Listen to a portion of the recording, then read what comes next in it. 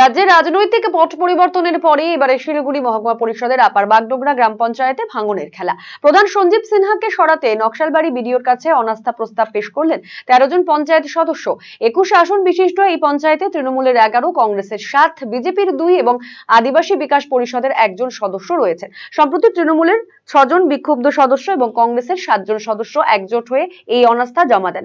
বিক্ষুব্ধ তৃণমূল সদস্য কুলভূষণ শর্মা এবং কংগ্রেসের বিরোধী দলনেতা লক্ষ্মী থাপার অভিযোগ, প্রধান এলাকায় কোনো উন্নয়নমূলক কাজ করেননি, তাই দলমত নির্বিশেষে এই পদক্ষেপ।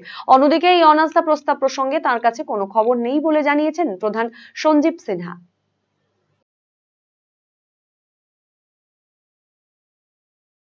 না, এটা আমরা সব মেম্বাররা মিলে, শুধু এখানে দলের কোনো কথা না। প্রধান জনমানুষের কাজ করতে পারেনি। আমরা 4 বছর অবধি দেখেছি এভরিওয়ান আপার বাগডোগরার পিপল ওনাদের প্রতি ক্ষোভ আছে। সে ক্ষোভটা আগামী দিনে আমাদেরকেও সেই জিনিসটা ভুক্ত করতে হবে। ওর জন্য আমরা সব মেম্বাররাই মিলে প্রধানকে সরানোর জন্য অনাস্থাও আনিছি। এরা তো বিশিষ্ট এতজন বলে বলা যাচ্ছে না, কিন্তু মোটামুটি 15 থেকে 16 জন আমরা অনাস্থা হওয়ার জন্য চিঠি করেছি। এটা হচ্ছে সব মেম্বারদের সিদ্ধান্ত, প্রধানকে সরানো। কেন প্রধান কোনো কাজ করছে না?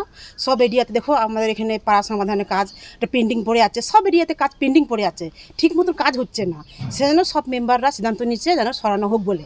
কে দিয়েছে এখন ব্যাপারটা তো আমি তো জানি না, তাহলে আমাকে খোঁজ নিতে হবে যে কে এর মধ্যে আছে, কে কীভাবে সই করেছে, আমার তো জানা নেই। যদি আমি পাই তার কপি, তাহলে আমি তাদের জিজ্ঞাসা করব যে তারা কি সই করেছে, অরিজিনালি তারা সই করেছে, তারা কি আমাকে সত্যি সরাতে চায়। যদি আমার বিরুদ্ধে কোনো অভিযোগ থেকে থাকে তাহলে আমাকে ডাইরেক্ট বললেই সবথেকে ভালো হয়।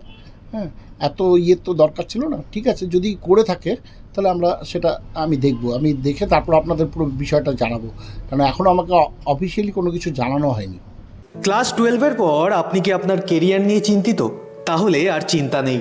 এবার আপনার শহর রায়গঞ্জেই সিকিম মণিপাল ইউনিভার্সিটির তত্ত্বাবধানে অনুষ্ঠিত হতে চলেছে সবচেয়ে বড় কেরিয়ার কাউন্সেলিং কাম গাইডেন্স প্রোগ্রাম মার্গদর্শন, যেখানে উপস্থিত থাকবে বিশ্ববিদ্যালয়ের সমস্ত বিশেষজ্ঞ প্রফেসর।